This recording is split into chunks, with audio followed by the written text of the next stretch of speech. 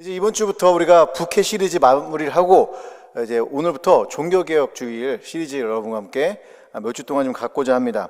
종교개혁이 일어난 지 벌써 500년이라는 시간이 흘렀습니다. 상당히 긴 시간이죠. 근데 아직도 뭐 옛날 싸움들을 많이 하고 있는데, 이 종교개혁 주일의 진짜 큰 의미는 뭐냐면, 오늘 여러분과 제가 예배드릴 수 있는 이 순복음 강남교회를 태동케 했던 사건이 바로 이 종교개혁 주일입니다. 구교에서 신교로 나오는, 그래서 개신교가 탄생하는, 그리고 개신교 중에 순복음교회가 탄생하는 일이 바로 500년 전에 있었던 일입니다. 그래서 독일 같은 경우는 종교개혁 주일이 휴일이에요. 근데 우리는 그냥 주일날 해버리니까 하는데, 휴일이라 여러분 좋겠죠. 근데 우리는 그런 거 아니니까 여러분 휴일은 아닙니다만, 종교개혁 주일은 굉장히 동시에 재밌는 게 하나 있는데, 뭐냐면 할로윈데이가 또 그날입니다. 이게 원래 할로윈데이가 원래부터 있었던 건 아니고, 원래 구교에서는 요 주간이 뭐 하는 주간이냐면, 그 성인들을 기념을 하는, 그러니까 이렇게 기독교 역사에 있어서 아주 유명했던 순교자들이나 유명했던 성인들을 기리는 그런 기간이에요. 근데 이게 아일랜드 계열의 사람들이 사마인 축제라고 하는 그 켈트족의 죽음의 신을 이렇게 추앙하는 그런 축제가 있어요.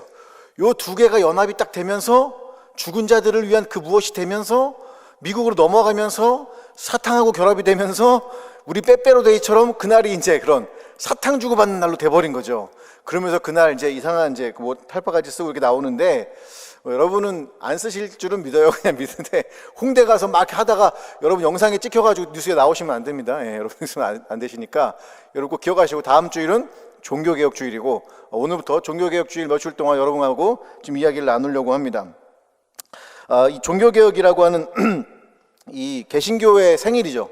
어떻게 보면 우리 교회들 생일인데, 여러분이 종교개혁 그러면 마틴 루터 막 이거밖에 모를 거예요. 오직 믿음, 오직 말씀, 뭐 이런 거 들으신 분도 많을 거고, 혹은 또 그것도 모르는 많은 분들이 있을 겁니다. 근데 제가 오늘 여러분이 던지고 싶은 이야기 하나가 뭐냐면, 여러분 스위스 하면 유명한 게 있습니다. 스위스에서 잘 만드는 게 뭐죠? 뭐라고요? 시계. 어떻게 이걸 알 정도면 나이가 좀 있으신 분들인데, 예. 저희가 어릴 때 80년대만 해도 스위스 시계 유명했습니다. 그리고 그때 마침 카시오 전자시계가 나오면서 스위스 시계 이제 간 거 아니냐 막 이런 얘기가 나올 때가 80년대였어요. 근데 이거 스위스 시계를 안다는 얘기는 좀 약간 나이들이 저랑 비슷한 연배에 계신 분들이 있는 것 같아요. 여러분 스위스 시계가 종교개혁하고 연결되어 있다는 거 혹시 들어보셨어요? 못 들어보셨을 거예요. 여러분 스위스가 시계로 거듭났던, 스위스 시계로 유명해졌던 이유는 이 종교개혁과 굉장히 밀접한 연관이 있습니다. 여러분 산업혁명은 어떻게 일어났을까요? 종교개혁과 매우 밀접한 연관이 있습니다. 자본주의, 우리가 지금 살아가고 있는 이 자본주의 시대, 자본주의의 윤리를 만든 게 개신교고, 그 개신교회가 바로 이 자본주의의 윤리와 아주 밀접한 관계가 있습니다. 이 모든 게 한 시대에 일어나죠.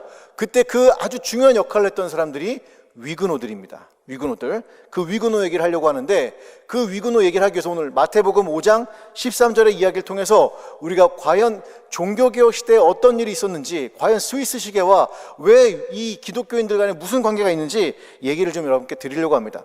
오늘 읽은 본문은 소금에 대한 이야기입니다. 여러분, 우리에게 중요한, 인생에서 꼭 필요한 세 가지 금, 제일 중요한 금, 무슨 금이에요? 손금 말하면 가만 안 둘 거예요, 여러분. 무슨 금? 황금. 그렇죠. 물질이 있어야죠. 돈이 있어야죠. 그다음에 또 무슨 금? 소금. 그리고 마지막 금은 무슨 금이에요? 따라합니다. 지금. 시작. 무슨 금이라고요? 황금, 소금, 지금. 시작. 오늘은 지금에 대한 얘기가 아니라 소금에 대한 이야기입니다. 여러분 소금하면 여러분이 아마 이럴 거예요. 부패를 막아주잖아요. 그게 썩지 않게 만들잖아요. 맞아요. 그래서 과거에는 그 염장이라고 하죠. 우리 염장 지른단 말 많이 하잖아요. 여러분 옆에 사람 보지 마시고 염장 지르는 분들이 꽤 있는데, 염장이 무슨 장이에요? 소금으로 음식을 이렇게 하는 거예요. 그래서 부패를 막는 거죠. 그래서 과거의 사람들은요 굉장히 그 소금 섭취가 양이 높았어요. 왜냐면 대부분의 음식을 염장을 하기 때문에 그 소금을 많이 먹었죠. 그런데 냉장고가 태어나면서, 누가 태어났다고요? 냉장고가 태어나면 사람들이 소금을 쓰지 않고 냉장고에다 음식을 저장하기 시작을 합니다. 그때부터 이제 소금 섭취량이 좀 줄어들기 시작을 했어요. 이건 그냥 들으라고 하는 얘기입니다. 그런데 성경에서, 특별히 구약에서 소금을 얘기할 때는 아주 중요한 단어와 연결이 됩니다. 그게 어떤 단어냐면, 따라합니다. 소금 언약. 시작. 소금 언약이 뭘까요? 소금 언약. 여러분, 소금은 오래 가죠. 소금은 맛을 잃지 않죠. 소금은 영원한 힘이 있어요. 그 결코 파기될 수 없는, 결코 영원한, 끝까지 그 짠맛을 내는 그런 존재가 바로 소금입니다. 그래서 민수기 18장 19절에 보면 이렇게 구약에서 소금 언약에 대한 이야기를 하고 있습니다. 한번 읽어볼까요? 시작. 이스라엘 자손이 야훼께 거제로 드리는 모든 성물은 내가 영구한 몫의 음식으로 너와 내 자녀에게 주노니 이는 야훼 앞에서 너와 내 후손에게 영원한 소금 언약이니라. 그러니까 구약이나 우리 성경을 통틀어서 소금이라고 하는 개념은 썩지 않고 변하지 않고 영원한 것이라고 하는 힘을 가지고 있습니다. 그것을 상징하는 아주 중요한 매개체였던 거죠. 그런데 오늘 여러분과 제가 읽은 본문에 보면 소금에 대한 아주 독특한 두 가지 이야기를 해주고 있어요. 첫 번째 얘기는 뭐냐면 그냥 소금이 아니고 따라합니다. 세상의 소금. 시작. 여러분이 마가복음이나 누가복음을 읽어보면 세상의 소금이라고 표현하지 않고 그냥 소금이라고 나오는데 마태복음에는 세상의 소금 이렇게 표현되어 있습니다. 근데 원어를 보면 이 세상이라고 하는 단어가 게스예요. 게스. 뭐라고요? 게스예요. 겐, 땅이란 말이에요. 그래서 이 표현은 땅의 소금이라는 표현이에요. 땅의 소금. 땅의 소금이라는 표현이에요. 땅. 그럼 땅이 뭘까요? 땅은 어떤 의미가 있을까요? 이 마태복음을 제가 그 학부 때 논문을 쓴 적이 있어요. 마태복음에 대해서 주석 논문을 쓴 적이 있습니다. 그래서 제가 그때 마태복음을 보면서 깜짝 놀랐던 게 마태복음에서 이해하고 있는 땅의 이해가 우리가 알고 있는 것과는 조금 다른 것 같더라고요. 그게 뭐였냐면 마태복음에서는 이 땅을 하나님의 발등상이라고 아주 직접 대놓고 표현합니다. 여러분, 하나님의 발등상이라는 표현은 매우 중요한 표현입니다. 왜냐하면 구약에 보면 성전이나 법궤를 대해서 하나님의 발등상이다 그랬어요. 하나님하고 연결되어 있다라는 얘기고 하나님이 계시면 그 하나님의 뜻이 이 땅에 이루어지는 곳이 바로 땅, 이곳에 이루어지는 것이 이 땅이에요. 그러니까 마태복음에서 우리가 땅이라는 표현이 딱 나오는 순간 우리는 그냥 단순하게 아유 땅은 더럽고 추하고 죽어야 될 곳 이게 아니라 멸망해야 될 곳 이게 아니라 따라합니다. 하나님의 뜻이 이루어져야 되는 곳, 이게 바로 마태복음에서의 땅의 의미예요. 20년이 지났는데 아직도 기억을 하고 있어요. 제가 대단하지 않습니까 여러분? 그 표정들은 뭐예요 도대체? 예. 여러분 20년 지나보세요. 기억이 나나? 아무것도 기억이 안 나요. 여러분. 이 땅의 소금, 우리에게 이 땅의 소금, 하늘의 뜻이 이루어지게 하는 이 매개체, 이것이 바로 우리라고 성경은 이야기를 하고 있습니다. 여러분, 우리들의 땅은 어디일까요? 여러분과 내 땅은 어디입니까? 땅이 있는 분도 있고 없는 분도 있겠지만 여러분의 땅은 어딜까요? 저는 이 땅에 대한 이야기를 보면서 아직도 하나님의 뜻을 모르고 사는 우리 주변의 사람들이 아닐까라고 생각을 해봤어요. 아직도 하나님의 뜻이 무엇인지, 아니 그것을 알려고 하지도 않고 그저 이 세상에서 주는 가치만을 받아먹으면서 이것이 인생의 전부인 것처럼 살아가는 모든 사람들, 하나님의 뜻이 이루어져서 그 하나님의 임재와 하나님의 성전의 임재와 법궤의 임재를 경험해야 될 그 사람들이 땅이 아닌가 생각을 했어요. 그렇다면 여러분은 그 땅, 하나님의 뜻이 이루어져야 되는 그 땅의 소금들이라고 합니다. 그런데 두 번째 재밌는 건 뭐냐면 소금을 향해서 이렇게 얘기를 합니다. 소금이 그 맛을 잃으면, 여러분 소금은 맛을 잃을 줄 알까요? 잃을 줄 모를까요? 여러분 소금이 녹는다고 소금 맛이 안 납니까? 납니까? 녹아도 소금 맛이 나요. 그죠? 그래서 어떤 목사님들 따르게 해석을 하는데 이때는요 여러분, 이때 이 소금은 바다에서 나는 소금이 아니에요. 여러분이 잘 아는 천일염이나 정제염 이런 여러분 잘 아는 그런 염전에서 나오는 그런 소금이 아니라 암염이에요. 암염이란 건 뭐냐면 돌에 소금이 묻어 있는 거예요. 그래서 이거를 다라이에다 이렇게 다라이 죄송합니다. 이게 제가 8월 15일 지난 지 얼마 안 됐는데 이 다라이가 아니고 대야 그 뭐죠? 그릇에 물을 이렇게 채워요. 그리고 그 암염 돌에 있는 그 소금을 빼기 위해서 거기다 집어넣고 며칠을 지나면 소금물은 물이 그냥 소금화되고 그 다음에 돌은 소금을 다 빼줍니다. 그러면 그 돌을 어떻게 해야 돼요? 버리는 거죠. 그래서 얘기를 하는 거예요. 소금이 그 맛을 잃으면 밖에 내다 버린다라는 얘기는 이 표현을 한 겁니다. 그런데 우리가 소금이 중요한 기능이 뭐 그런 거 있잖아요. 뭐 갈증을 느끼게 한다, 뭐 부패를 막는다 있지만 오늘 예수님은 우리에게 뭘 얘기를 하냐면 소금이 맛을 잃으면 안 된다라고 얘기를 하고 있습니다.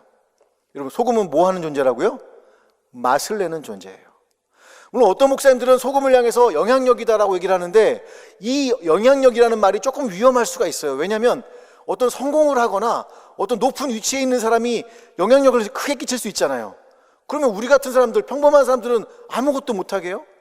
그런 얘기가 아닙니다, 여러분. 소금은 중요한 건 맛이에요, 맛. 어떤 맛일까요, 여러분? 짠맛. 그럼 제가 스크루지 영감처럼 막 하면 될까요? 그런 맛은 아닌 것 같아요. 그래서 여러분 옆에 있는 분 보고 이렇게 한번 인사해 봅시다. 살맛. 시작. 무슨 맛? 여러분과 내가 인생 속에서 소금으로 살아간다는 것, 이 땅의 소금으로 살아간다는 것은 살 맛을 내게 해주는 거예요. 살 맛을 내주는 거예요. 죽고 싶은 심정으로 살아가는 사람들에게 살 맛을 내주는 것, 그게 진짜 맛이라는 거예요. 세상 사람들이 왜 힘든지 아세요, 여러분? 세상의 가치관 때문에 힘들어요. 너 공부 못하면 실패하는 거야. 세상의 가치관이에요. 근데 여러분, 조금 나이 많으신 분들은 알아요. 물론 지금 그때 공부 더 할 걸 뭐 이러신 분도 있겠지만, 여러분 공부가 다가 아니라는 걸 해놓고 또 집에 가서 또 공부하라고 할 텐데 큰일 났네 이거. 예. 숙제하라고 또 할 것 같아서 아주 가슴이 막 저려오고 있네요. 여러분, 우리는요 세상이 말하는 맛을 내는 사람들이 아니라 하나님의 맛을 내주는 사람들이에요. 하나님이 우리에게 원하시는 살맛, 그 생명력을 주는 존재들이지, 우리가 세상이 말하는 그런 가치들을 던져주고 살으라고 하는 그런 존재가 아니라는 거예요. 과연 우리는 어떻게 살맛을 낼 수 있을까요, 여러분? 여러분 정말 살맛을 내고 계세요? 여러분의 직장에서, 여러분의 학교에서 살맛을 내세요? 아니면 죽을 맛을 내고 계세요? 아멘. 할렐루야. 저는 여러분이 여러분의 삶의 터전에서 살맛을 내는 존재가 됐으면 좋겠어요. 여러분을 보는 순간, 이야, 참 살맛 나네. 여러분을 느끼고, 여러분을 만나고, 여러분과 함께 탁 식사를 하고 차를 마시는 순간 모든 사람이, 제가 당신을 보니까 살맛이 나요. 지금까지 죽을 것 같았는데 우리 순복음 강남교회로 오니까 살맛이 나요. 이 꿈이 저의 꿈이고, 이 꿈이 우리 모두의 꿈이 되시기를 주님의 이름으로 축복을 드립니다. 옆에 있는 분 얼굴, 눈 한번 보세요. 살맛이 나겠어요? 죽을 맛이 나겠어요? 다시 한번 얘기합니다. 살맛을 냅시다. 시작. 네, 이 소금과 같은 삶을 살았던, 살맛을 내는 삶을 살았던, 이 땅에 하나님의 뜻을 이루고자 했던 그 기독교인 중에 개신교인들 중에 한 사람들이 있어요. 그 사람들이 바로 위그노라고 하는 사람들이었습니다. 위그노는 누구를 얘기하냐면 프랑스에 있는 개신교인들을 얘기를 해요. 프랑스에도 이제 가톨릭을 믿는 분이 있을 것이고 개신교를 믿는 분이 있을 것인데, 개신교 교회 다니는 분들을 뭐라고 하냐면 위그노라고 이렇게 명칭을 합니다. 호칭을 하고 불러요. 지금도 가면 파리 연합 개신교회라고 해가지고 굉장히 이렇게 좀 프랑스 연합 개신교회라고 해가지고 이렇게 개신교 교도들이 모여서 예배드리는 연합 예배 같은 것들이 있어요. 그런데 이 개신교도들이 처음에 가톨릭이 엄청나게 박해를 합니다.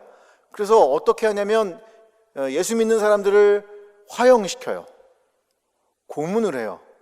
추방을 하고 재산을 몰수합니다. 무려 위그노는 그 기간을 수백 년 동안 견디어냈던 프랑스의 개신교인들을 말합니다. 이 개신교인들 때문에 가톨릭과 이 위그노가 싸우기 시작을 했어요. 프랑스 안에서 무려 30년을 싸워요. 여러분이 세계사를 공부했다면 30년 전쟁 들어보셨은 적이 있을 거예요. 그 30년 전쟁이 바로 이 위그노와 가톨릭의 싸움이었습니다. 그러나 너무 싸움이 치열하니까 우리 형님 형님이 한 분 계시는데 누구였죠? 제가 갑자기 까먹었네요. 예. 한 분이 낭트칙령을 내립니다. 낭트칙령. 이번에 프랑스어들이 많아가지고 제가 힘들었는데, 낭트칙령은 뭐냐면 일단 야, 니들 싸우지 말고 공존해. 개신교와 가톨릭 함께 공존해라고 하는 칙령이었어요. 그런데 우리가 아주 프랑스의 왕 중에서 싫어하는 왕들 중에 이름이 뭐가 있죠? 루이가 들어가면 별로 안 좋아요. 그죠? 루이 16세 알잖아요, 여러분. 근데 그 이전에 왕이었던 루이 14세가 이 낭트칙령을 폐지를 합니다. 가톨릭의 후원을 얻기 위해서 낭트칙령을 폐지하고 뭐 하냐면 뽕템블로 안 외워도 돼요, 여러분. 퐁텐블로 칙령을 내려가지고 낭트칙령을 폐지해서 개신교도들의 모든 권리를 다 박탈해버려요. 이때부터 프랑스 안에서는 개신교도들이 아까 얘기했던 화형과 재산 몰수와 처참한 일들을 막 당하게 됩니다.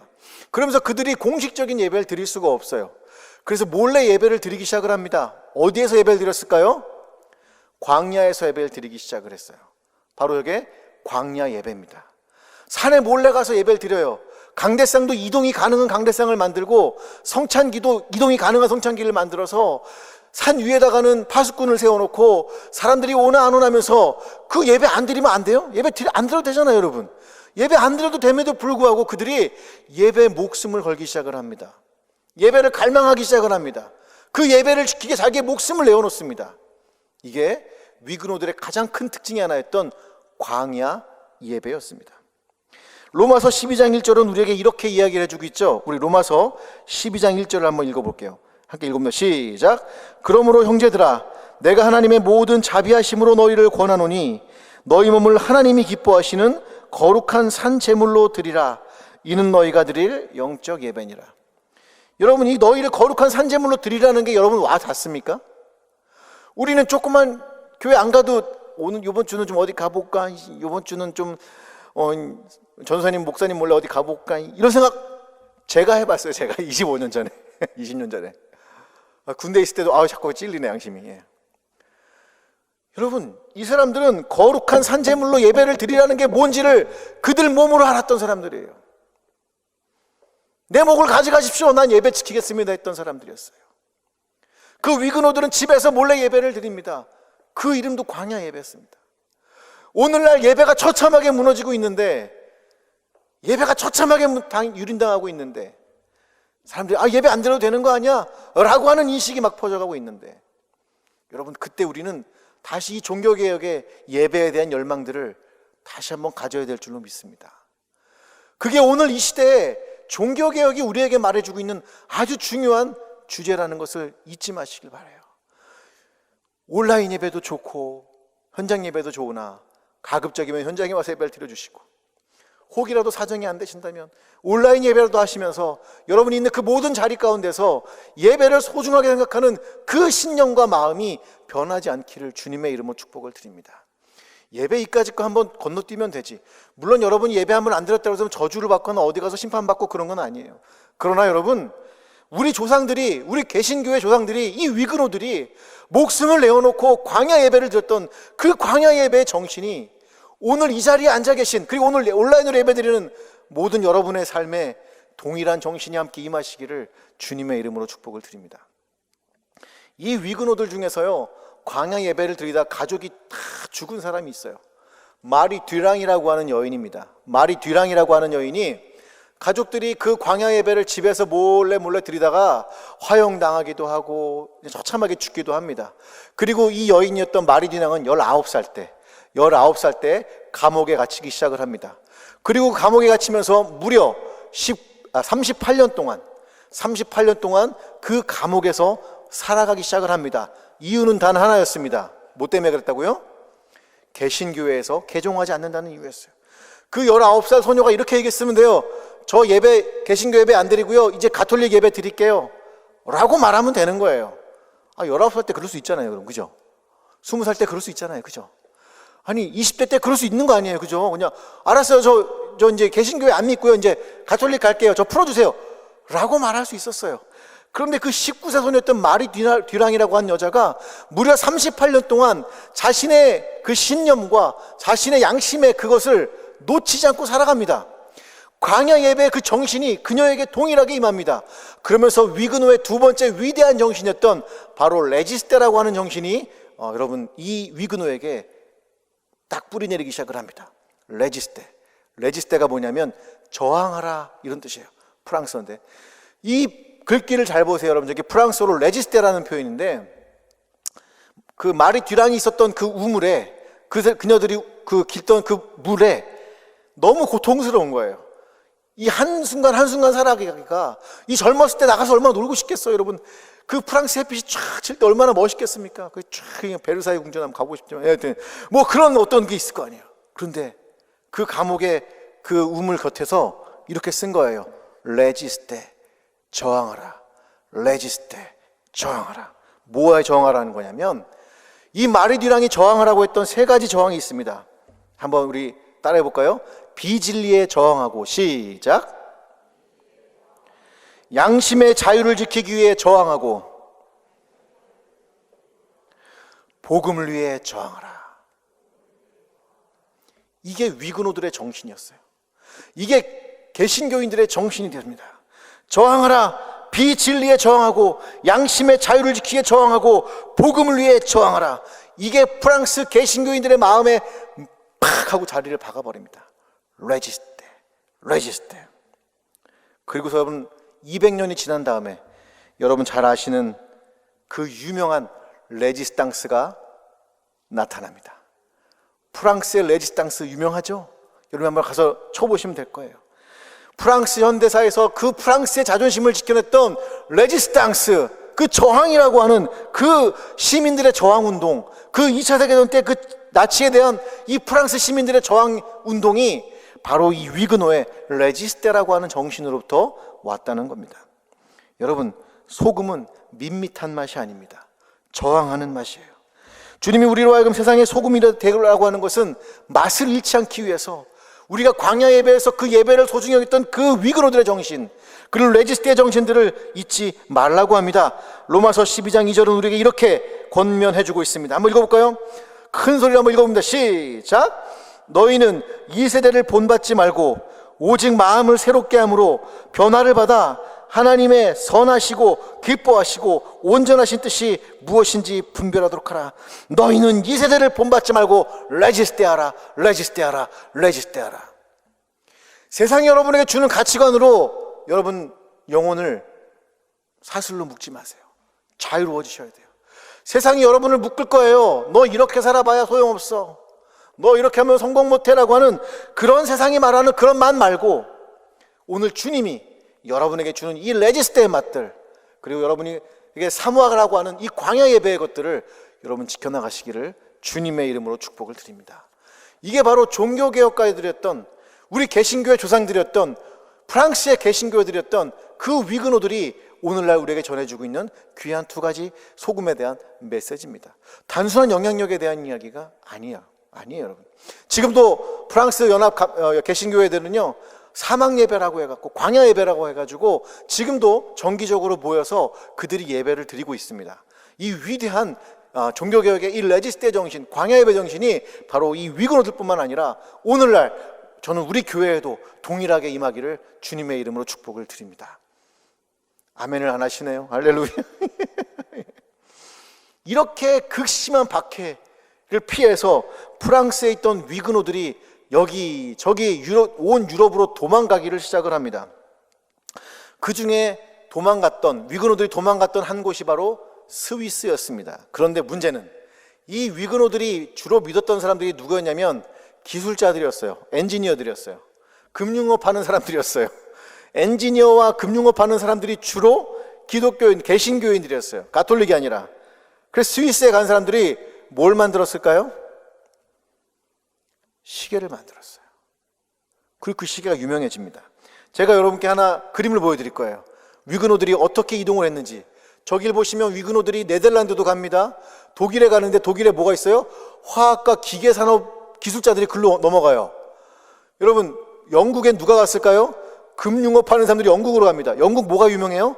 금융업이 유명해요, 여러분. 영국은 제조업이나 이런 게 유명하지 않습니다. 금융업이 유명합니다. 이 사람들이 영국, 네덜란드, 독일, 스위스 이렇게 쫙 퍼지면서 어떤 일이 벌어졌냐면 산업혁명과 함께 자본주의가 융성해지기 시작을 해요. 이 위그노들이 산업혁명의 사실 주역들이었습니다. 여러분이 아마 세계사 시간에 들은 분도 있겠지만 여러분이 시간의 축적이라는 책이 있을 거예요. 그 책을 보시면 아주 짧지만 위그노들에 대한 이야기가 이렇게 등장을 합니다. 그러면서 이 사람들이 굉장히 놀라운 일을 합니다. 산업혁명을 일으켜서 그 동력을 세웠을 뿐만 아니라 이 사람들이 자본주의의 새로운 윤리를 만들어갑니다. 자본주의. 우리는 자본주의 하면 딱 떠오르는 게 뭐예요? 돈 많이 버는 게 장땡이야. 막 이런 거잖아요. 그죠? 돈 많이 벌어서 좋은 차 사는 거, BM 땡땡, 벤 땡땡 뭐 이런 거 막 사는 거야. 뭐 이렇게 나오잖아요, 여러분. 그죠? 그런데 이 위그노들은 이상한 짓을 하는 거예요. 여러분, 자본주의는 그런 거잖아요. 조금 집어넣어서 많이 내는 거. 그러니까 작은 것 비용을 투입해서 많은 효율을 내는 것이 이 자본주의의 기본적인 근간입니다. 산업혁명 때문에 그래요. 그런데 하다 보니까 인간 욕망이 막 많아지는 거예요. 그러니까 어떻게 해요? 일하는 사람들 돈 조금만 주고 더 빼내야지. 그러면서 사람들 노동을 착취하기 시작을 합니다. 그럼 어떻게 합니까? 우리가 잘 알죠. 우리 중국 김치 잘 먹잖아요. 중국 김치, 그죠? 여러분 중국 김치 그거 영상 몇 번 보신 적 있으시죠? 저도 충격 속에 빠졌습니다. 그래도 아직도 먹고 있는데 아니 쥐들이 막 고춧가루 그 고추를 막 디벼요. 쥐 그냥 수십 마리의 쥐가 그냥 그 고춧가루가 지금 여러분 위 속에 들어가 있는 거예요. 여러분. 뿐만 아니라 여러분 뭐 그 막 뭐 옷 벗고 막 하여튼 뭐 이런 김치 우리 먹잖아요. 왜 그래요? 싸게 해야지 모든 마진을 남길 수 있기 때문에. 그 자본주의의 기본 정신이라고 여러분은 생각할 수 있지만 그렇지 않았어요. 산업혁명이 일어났을 때 이 위근호들이 한 일이 있습니다. 뭐라고 했냐면 이런 질문을 던지기 시작을 합니다. 만약 내가 만들고 있는 이 빵이 하나님이 드시는 것이라면, 이 질문을 던지기 시작을 했어요. 내가 만약 차고 있는 이 시계가 하나님이 차는 시계라면, 내가 만약 오늘 만들고 있는 이 음식과 이 모든 제품이 하나님이 사용하시는 것이라면 나는 어떻게 만들어야 될까? 이 질문을 던지기 시작한 거예요. 저는 그 질문에 소름이 끼쳤어요. 온 위근호들이, 온 프랑스에 있었던 그 개신교인들이 유럽에 퍼지면서 이 질문을 던진 겁니다. 이 정신을 얘기를 한 거예요. 그리고 저항한 거예요. 세상 사람들이 야 그거 원가 아껴야 되니까 안 좋은 거 써야 돼. 아니 내가 만드는 빵은 하나님이 드실 거니까 제일 좋은 거 쓸 거야. 최고의 것을 하나님께 드릴 거야. 그리고 그 제품을 사람들이 먹기 시작을 한 거예요. 그리고 그 제품을 통해 사람들이 야 시계 정말 잘 만드네, 스위스를 칭찬하기 시작합니다. 그게 위근호들의 자본주의 윤리를 만들어냈어요. 여러분과 내가 살아가는 삶의 터전에서 과연 그럴 수 있을까? 골로새서 3장 23절과 24절은 우리에게 이렇게 권면을 해주고 있습니다. 우리 골로새서 3장 23절 24절 한번 읽어봅니다. 시작. 무슨 일을 하든지 마음을 다하여 주께 하듯 하고 사람에게 하듯 하지 말라. 이는 기업의 상을 주께 받는 줄 아나니 너희는 주 그리스도를 섬기느니라. 할렐루야. 여러분 이게 개신교의 정신이에요. 이게 종교개혁의 정신이에요. 여러분이 여러분의 삶의 자리에서, 직장에서 물론 때려좀 잡고 싶은 상사가 있을지 모르고 지금 그 상사가 되는 분들도 있을지 모르겠지만 질문을 던져보세요.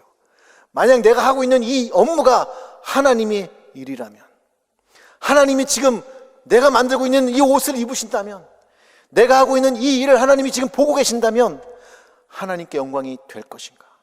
내가 이 자리에서 살아내는 것, 소금으로 살아내는 것은 다른 게 아니에요.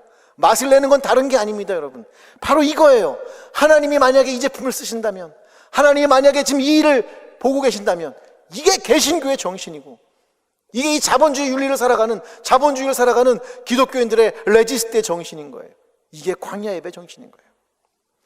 저는 진실로 우리 대학 청년부가 이렇게 변화됐으면 좋겠습니다.